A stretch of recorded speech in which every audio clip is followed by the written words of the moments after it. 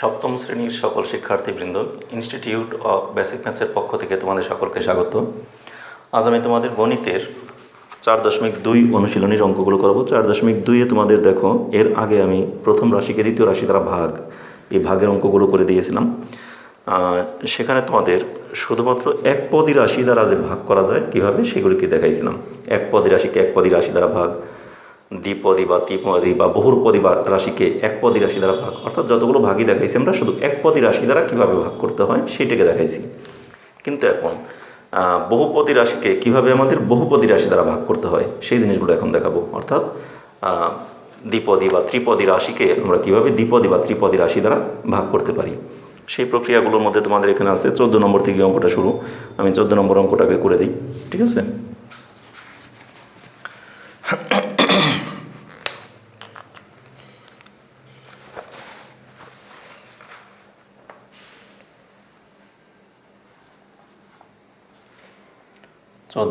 আমাদের অঙ্কটাকে আগে উঠাই।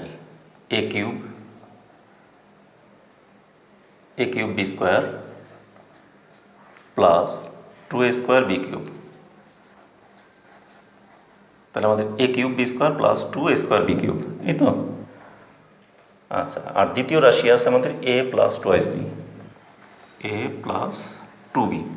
এখন আমাকে বলছে কি প্রথম রাশিকে দ্বিতীয় রাশি দ্বারা ভাগ, মানে এই রাশিকে এই রাশি দ্বারা ভাগ। তাহলে এখন আমরা লিখি প্রথম রাশিকে দ্বিতীয় রাশি দ্বারা ভাগ করি। আমরা কিন্তু লিখলাম না করে পাই, কারণ আমরা তো করে রেজাল্টটা পাওয়া মানে করে পাই, আর এখানে করি মানে ভাগ করি। তাহলে সেই ক্ষেত্রে আমরা নর্মালি যেমন মনে করো 18কে আমরা যদি 3 দ্বারা ভাগ করি, এরকম আমরা এভাবে করছি না ভাগ করলে, ঠিক সেই প্রক্রিয়ায় আমরা আগে যেভাবে করছি, দুই পাশে, এই পাশে হলো ভাজক, এই পাশে ভাজ্য মাঝখানে, আর এই পাশে ভাগফল, আর লাস্টে যদি কিছু থাকে সেটা হলো ভাগশেষ। এইভাবে তো আমরা সাধারণ অঙ্কগুলো করছি। ঠিক সেই অঙ্কগুলোর মতোই আমরা ভাজক যেটা সেটা থাকবে বাম পাশে রাখবো, আর ভাজ্যটাকে মাঝখানে রাখবো, আর ভাগফলটা এই পাশেই থাকবে। ভাগশেষ যদি থাকে তাহলে ভাগশেষ থাকবে, আর না থাকলে নাই। তা ঠিক আছে, আমরা এখানে এই ভাজকটাকে আমরা বাম পাশে রাখবো। তাহলে ভাজক কোনটা? এখানে যে রাশি দ্বারা ভাগ করা হয়, কোনটা দ্বারা ভাগ করছি? দ্বিতীয় রাশি দ্বারা। তাহলে এটা থাকবে আমাদের এই ভাজকের পার্টে। আর যাকে ভাগ করব প্রথম রাশিকে, আর সেটা এই প্রথম রাশিটা থাকবে মাঝখানে, ঠিক আছে? ঠিক একইভাবে আমরা তাহলে লিখি এখন a প্লাস 2b, এটাকে রাখলাম ভাজকে, আর ভাজ্যের অংশ রাখবো a cube B square plus 2a square B cube, এই তো। তাহলে এখন আমরা এই অঙ্কটাকে সমাধান করি। দেখো, এখন এগুলি সমাধান করার প্রক্রিয়াটা কি আমাদের মনোযোগ দিয়ে দেখো। একটা অঙ্ক আমরা খুব ধীরে ধীরে করব, কারণ পরবর্তী অঙ্কগুলো আমরা দ্রুততার সাথে আগে যেতে পারবো, কিন্তু প্রথম অঙ্কটা খুব ধীরে ধীরে বোঝাবো। আমরা এ দিয়ে শুধু এই প্রথম রাশি দ্বারা, প্রথম পদটা দ্বারা, এই প্রথম পদ দ্বারা প্রথম পদকে চিন্তা করবো, আর কিছুই আমার মনে করি নাই।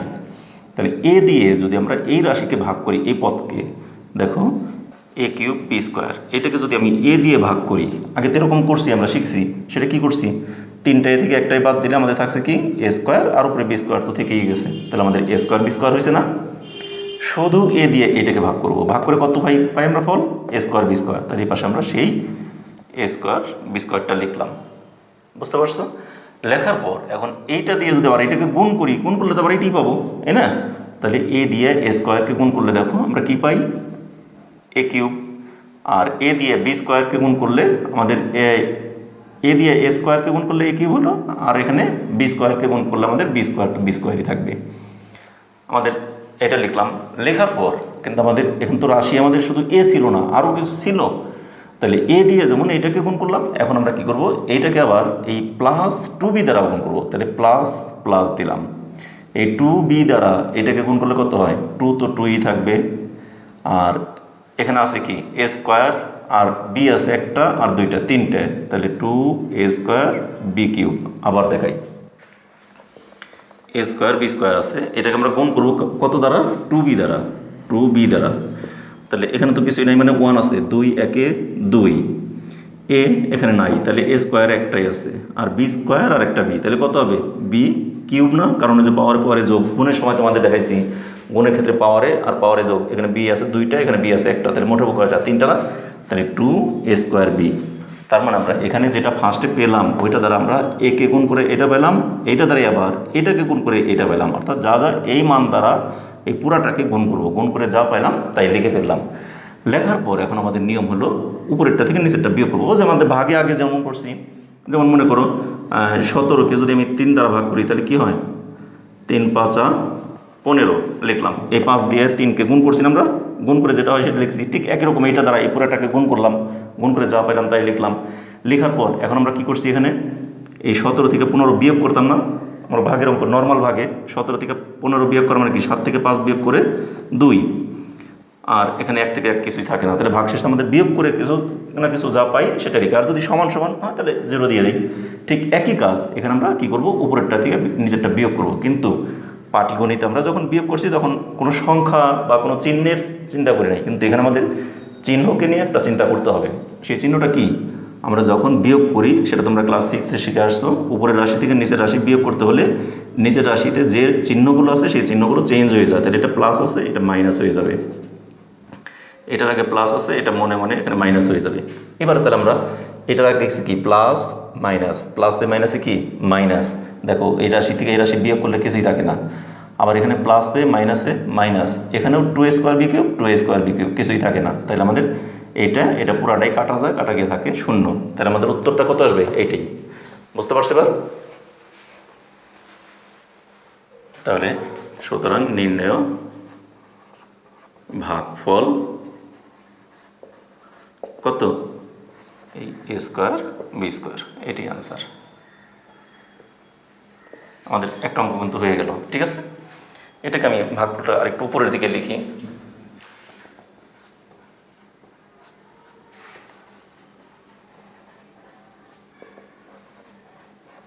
উপরের দিকে লিখলাম কিসের জন্য? এই নিচে যে জায়গাটুকু আছে এটুকু আমরা আরেকটা অঙ্ক করে দেবো, 15 নম্বরটা, এই জন্য একটু নিচে জায়গাটা রাখলাম। এখন দেখো আমার 15 নম্বরে কি আছে সেই এটা দেখি আমরা।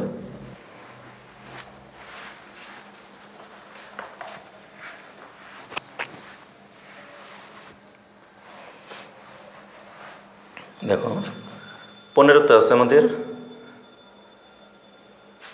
6x² প্লাস x মাইনাস 2, আর একটা আছে 2x মাইনাস 1। তাহলে প্রথম রাশি 6x² প্লাস x মাইনাস 2, আর দ্বিতীয় রাশি হলো 2x মাইনাস 1। এখন এখানে আমরা ওই আগের কথাটাকেই লিখব, প্রথম রাশিকে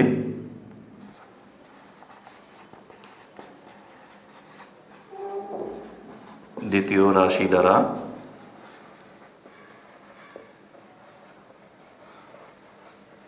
ভাগ করি। তাহলে দ্বিতীয় রাশি আমরা এই 2x মাইনাস 1টা লিখলাম বাম পাশে, আর মাঝখানে লিখব 6x² প্লাস x মাইনাস 2। এই তো, তার আমাদের যার দ্বারা ভাগ করবো 2x মাইনাস 1 এটা হলো ভাজক, আর এটা হলো ভাজ্য, ভাজ্যটাকে মাঝখানে লিখলাম। এখন লেখার পর আমি আগেরটাও যা বলছি আমরা শুধু প্রথমটাকে দিয়ে চিন্তা করব, এই 2x দিয়ে 6x² ভাগ করব, আমরা অন্যটাকে আগেই চিন্তা করব না। তাহলে 2 দিয়ে 6কে ভাগ করলে কত হয়? 3। আবার x দিয়ে x² ভাগ করলে কি হয়? একটা x, দেখো উপরে ছিল x² আর নিচে x, তাহলে কি হবে? উপরে দুইটা থেকে একটা বিয়োগ করলে কি একটা x থেকে যাবে না শুধু? সেটাই। তার মানে 2 দিয়ে 6কে ভাগ করলে হয় 3, x দিয়ে x² ভাগ করলে হয় x, অর্থাৎ 6x² 2x দ্বারা ভাগ করলে হয় 3x। এটা আমরা পেয়ে গেলাম। পাওয়ার পর আমি কি বলছিলাম, এখানে যেটা পাইলাম সেটা দিয়ে আমরা এই দুইটাকেই গুণ করবো, এ কথা বলছিলাম না? তাহলে এখন এই 3x দিয়ে 2xকে গুণ করলে তো আমাদের সেই 6x² হয়, যেহেতু এইটা দিয়ে এটাকে ভাগ করে এটা পাইছে, আবার এই দুইটা গুণ করলে তো এইটাই পাওয়া যাবে, আর এটা চিন্তা করার দরকার নাই। এবার এই 3x দিয়ে আবার মাইনাস 1কে গুণ করবো, তাহলে এখানে আছে কি প্লাস, আর এখানে মাইনাস, প্লাসে মাইনাসে মাইনাস। 3x দ্বারা 1কে গুণ করলে কত হয়? 3x দিয়ে যদি 1কে গুণ করি তাহলে কত হয় বলো? 3 একে 3, আর x তো এখানে কিছু নাই, তাহলে একটা x থেকে যায় গেলে xই, তাহলে 3x দিয়ে 1কে গুণ করলে 3xই হবে। এবার আমরা নিচে দাগ দিলাম, দাগ দিয়ে আমার কথাটা কি বলছিলাম, যে আমরা যখন উপরেরটা থেকে নিচেরটা এখন বিয়োগ করব, বিয়োগ করতে গেলে নিচের যে রাশিটা আছে এই রাশির চিহ্নটা চেঞ্জ হয়ে যায়, তাহলে এটা আছে প্লাস হয়ে গেল মাইনাস, এটা আছে মাইনাস হয়ে যাবে প্লাস। ঠিক আছে, তাহলে চিহ্নটা চেঞ্জ হয়ে গেল। এখন চেঞ্জ হওয়ার পরে দেখো উপরেরটা প্লাস নিচেরটা মাইনাস, উপরের দুইটা উপরেরটা নিচেরটা সমান, একই জিনিস, তাহলে এই দুইটা কাটা যায়, মানে 6x² থেকে 6x² বিয়োগ করলে কিছুই থাকে না। এবার প্লাস আছে 2 আর এখানে প্লাস হলো কত 3x, তাহলে প্লাসের হলো একটা এক্স আরও প্লাসের হলো 3টা এক্স, তাহলে প্লাসে প্লাসে প্লাস 3 আর একে 4 অর্থাৎ 4x। বিয়োগ করতে গিয়ে আমাদের আরও বেড়ে গেল। ঠিক আছে, এখানে আছে আমাদের একটা এক্স আর সেখানে আছে তার থেকে আমরা বিয়োগ করবো কত -3x, তাহলে -3xকে যদি বিয়োগ করি তাহলে মাইনাসটা নিচে প্লাস হয়ে গেল, তাহলে এই প্লাসে প্লাসে প্লাস একটা এক্স আর 3টা এক্স আর 4টা এক্স। এবার উপরের ওই -2 যেটা আছে ওইটাকে আমরা -2 আকারে নিয়ে আসবো, ওইটাকে কিন্তু আবার চেঞ্জ হবে না, কারণ ওটা তো উপরের রাশি, ওটা তো নিচের রাশি না, তাহলে উপরের রাশির তো চিহ্ন চেঞ্জ হবে না, চেঞ্জ হয় নিচের রাশির, তাহলে -2টা মাইনাস আছে মাইনাসে নিয়ে আসলাম। আবার মনে করো না কিন্তু যে ওই -2টা ওইটা নিচে এসে প্লাস হয়ে যাবে, তা কিন্তু না, ওটা তো উপরের রাশি, উপরের থেকে যখন নিচেরটা বিয়োগ করবো শুধু নিচের গুলোর চেঞ্জ হয়ে যায়, কিন্তু উপরেরটা তার চেঞ্জ হয় না, তাহলে এই জন্য উপরেরটা আমাদের -2 আছে, -2ই থেকে গেল। ওকে, এবার আমরা কী করবো সেই আগের মতোই, এটা এই প্রথমটা দিয়ে সেই আগের মধ্যে এই প্রথমটা দিয়ে শুধু প্রথমটাকে ভাগ করবো আমরা, যা হয় তাই লিখবো। তাহলে প্লাসে এখানে আছে প্লাস, এখানে আছে প্লাস, প্লাসে প্লাসে প্লাস। ওকে, এবার 2 দিয়ে যদি 4কে ভাগ দিই তাহলে কত হয়, 2 দিয়ে 4কে ভাগ দিলে 2, আবার x দিয়ে x-কে ভাগ করলে কিছুই থাকে না, তার মানে কি এখানে আমার কি করব এই 4x-কে 2x দ্বারা ভাগ করবো, তাই না, 4x-কে 2x দ্বারা ভাগ করবো, তাহলে দেখো x এর পাওয়ার আছে 1 কাটা যায়, আর শুধু 4কে 2 দ্বারা ভাগ করলে 2ই হয়েছে না, সেই 2টা লিখলাম। তার মানে শুধু প্রথমটা দিয়ে প্রথমটাকে ভাগ করবো, ভাগ করে যা আসে তাই লিখবো ওখানে। লেখার পর যেটা পাইলাম ওইটা দিয়ে এখন আবার এই দুইটাকে গুণ করবো, তাহলে 2 দিয়ে 2x-কে গুণ করলে কত হয় 4x, প্লাসে মাইনাসে মাইনাস, এই প্লাসে এই মাইনাসে, আমার 2 আঙ্গুল দেখো, প্লাসে মাইনাসে মাইনাস, 2 আর 1 গুণ করলে 2 একে 2।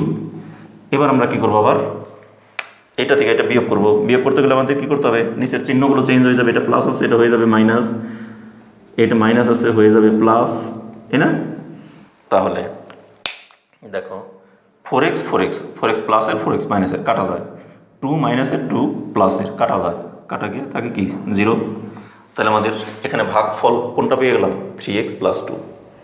ক্লিয়ার, আগেরটা আমরা যেরকম ভাগফল পেয়েছিলাম একবারেই মিলে গেছিলো, যার জন্য আমাদের ওটা একটাই, আর এখানে তো একবারে মিলে নাই, কিছু ভাগশেষ রয়ে গেছে, আর সেই ভাগশেষ আবার উপর থেকে বিয়োগ করে আমরা যেটা পেয়ে গেলাম সেটাকে আবার ভাগ করলাম, ভাগ করে এটা মানে ওই যে সাধারণ আমরা পাটিগণিতে যেরকম ভাগ করছি, যেটা ভাগশেষ থাকে ওইটাকে আবার ভাগ দিই, ঠিক একই নিয়মে একই রকম, শুধু মাত্র আমাদের এখানে একটু চেঞ্জ হলো, আগেরটা পাটিগণিত ছিল, এটা বীজগণিত, ওটা XYZ আছে, আর ওখানে কিছুই ছিল না, তাহলে সংখ্যা ছিল, এই তো। তাহলে এখন লিখবো সুতরাং